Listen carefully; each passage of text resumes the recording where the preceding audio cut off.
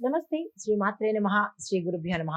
June నెల 28 శనివారం నాటి పంచాంగం ప్రకారము శ్రీ విశ్వావసునామ సంవత్సరం ఉత్తరాయణం గ్రీష్మ ఋతువు ఆషాఢ మాసం శుక్లపక్షం. ఈరోజు సూర్యోదయ సమయము తెల్లవారుజామున 5:48 సూర్యాస్తమ సమయం సాయంత్రం 6:50.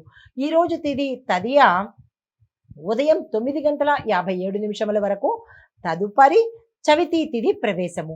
ఈరోజు నక్షత్రము పుష్యమి నక్షత్రం ఉదయం 6:33 వరకు. తదుపరి ఆశ్లేష నక్షత్ర ప్రవేశము. వర్జం రాత్రి 7:22 నుంచి రాత్రి 8:58 వరకు. దుర్ముహూర్త సమయం ఉదయం 7:32 నుంచి ఉదయం 8:25 వరకు. రాహుకాల సమయం ఉదయం 9:03 నుంచి ఉదయం 10:41 వరకు. యమగండ కాలం మధ్యాహ్నం 1:57 నుంచి మధ్యాహ్నం 3:34 వరకు.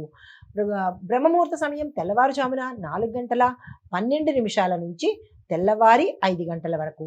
అమృత గడియలు తెల్లవారుజామున 4:57 నుంచి ఉదయం 6:33 వరకు. ఈరోజు అభిజిత్ ముహూర్తము ఉదయం 11:53 నుంచి మధ్యాహ్నం 12:45 వరకు. ఇది దిన పంచాంగం. నమస్తే. తదుపరి రాశి తులారాశి. ఈ రాశి వారి యొక్క గ్రహస్థితులు చంద్రుడు 10వ స్థానంలోనూ ఉండడం వల్ల ఉద్యోగపరంగా కొంత బరువు బాధ్యతలు తీసుకోవాల్సిన పరిస్థితి. సూర్యుడు బుధుడు 9వ ఇంట ఉండడం వల్ల మంచి మంచి అవకాశాలు వస్తాయి. కుజుడు 7వ ఇంట ఉండడం వల్ల సంబంధాలు చెడిపోయే అవకాశం ఉంది. శని భగవానుడు 5వ ఇంట ఉండడం వల్ల విద్యలోనూ ప్రేమలోనూ అంతరాయాలు ఏర్పడే అవకాశం ఉంది. రాహువు 6వ ఇంట సంచారం చేయడం వల్ల పోటీలు విజయ సూచన ఎక్కువగా గోచరిస్తోంది. కేతు 12వ ఇంట ఉండడం వల్ల విశ్రాంతి తీసుకోవాల్సిన సమయం కనబడుతోంది. అయితే ఇవి గ్రహాలు ఇచ్చే ఫలితాలు. మరి గోచారులు ఇచ్చే ఫలితాలు. ఈరోజు జాగ్రత్తగా వ్యవహరించుకోవాలి.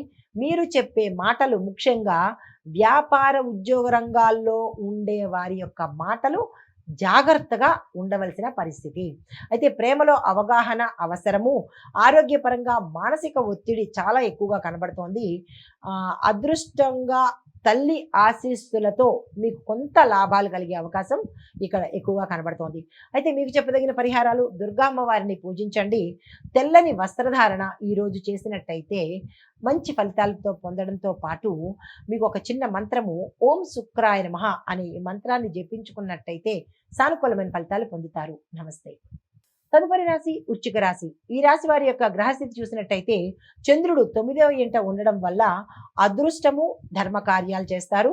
సూర్యుడు బుధుడు 8వ స్థానంలో సంచారం చేయడం వల్ల ఒక విచిత్రమైన సమాచారం మీకు అందుతుంది. కుజుడు 6వ ఇంట ఉండడం వల్ల శత్రుపక్షం మీద విజయాన్ని సాధిస్తారు. శని 4వ ఇంట ఉండడం వల్ల ఇంటిలో శాంతి అన్యోన్యత లోపిస్తుంది. రాహు 5వ ఇంట ఉండడం వల్ల విద్యార్థులకు గందరగోళ పరిస్థితి ఏర్పడుతుంది. కేతు 11వ ఇంట ఉండడం వల్ల లాభాలలో అవాంతరాలు వస్తాయి. లేటు కాదు కానీ అవాంతరాలు అడ్డంకులు వచ్చే అవకాశం కనబడుతోంది. ఇవి మీకు గ్రహాలు ఇచ్చే ఫలితాలు. మరి గోచార రీత్యా మీ ఫలితాలు: ఈరోజు భవిష్యత్తు మీద ఆలోచనలు విస్తృతంగా ఉంటాయి. ధర్మ మార్గంలో మీకు విశ్వాసం పెరుగుతుంది. విద్యార్థులకైతే స్థిరత్వం కోసము శ్రమ పడాల్సిన పరిస్థితి ఏర్పడుతుంది. కార్యాలలో అంటే మీరు ఏ పని అయితే చేస్తారో వాటిల్లో చిక్కులు ఉన్నప్పటికీ చివరకు విజయాన్ని సాధిస్తారు. కోర్టు కేసుల వారికి శుభపరమైన రోజు ఇది. శుభ సూచనలు శుభవార్తలు వింటారు. మీకు చెప్పదగిన పరిహారము కుజ పూజ, రక్తవర్ణ ధారణ అంటే ఎరుపు రంగు వస్త్రధారణ చేసుకోండి. ఓం అంగారకాయ నమః అనే మంత్రాన్ని సాధ్యమైనన్ని సార్లు చదువుకోండి. నమస్తే. తదుపరి రాశి ధనస్సు రాశి. ఈ రాశి వారి యొక్క గ్రహస్థితి చంద్రుడు 8వ ఇంట సంచారం చేస్తున్నారు. దీనివల్ల మానసిక ఒత్తిడి ఎక్కువగా ఉండే అవకాశం ఉంది. సూర్యుడు బుధుడు 7వ ఇంట సంచారం చేయడం వల్ల దాంపత్యంలో సమస్యలు వచ్చే అవకాశం కనబడుతోంది. జాగ్రత్తలు తీసుకోండి. కుజుడు 5వ ఇంట ఉండడం వల్ల ప్రేమలో ఉద్రిక్తత వాతావరణం గోచరిస్తోంది. శని భగవానుడు 3వ ఇంట వక్రస్థితిలో ఉండడం వల్ల ధైర్యాన్ని పరీక్షించే సమయము. రాహు 4వ ఇంట్లో ఉండడం వల్ల ఇంట్లో సమస్యలు ఉత్పన్నమవుతాయి.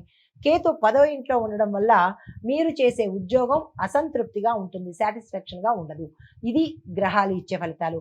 మరి గోచారం ఇచ్చే ఫలితాలు, ఈరోజు మూడ్ మీకు తేలిగ్గా మారుతుంది. అంటే గతంలో స్ట్రెస్తో ఉన్నవాళ్ళు స్ట్రెస్ రిలీఫ్ అవుతారు.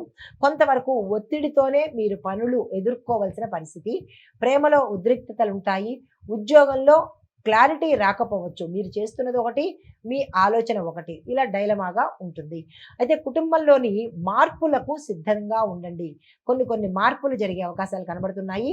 వాటికి మీరు యాక్సెప్ట్ చేసే ప్రయత్నం తప్పనిసరిగా చేసుకోవాలి. మీకు చెప్పదగిన పరిహారాలు విష్ణు సహస్రనామ పారాయణ చేయండి, లేదా వినే ప్రయత్నం చేసుకొని తెల్లని వస్త్రధారణ ఈరోజు చేస్తూ ఓం నమో నారాయణాయ అనే మంత్రాన్ని సాధ్యమైనంత సార్లు జపించే ప్రయత్నం చేయండి.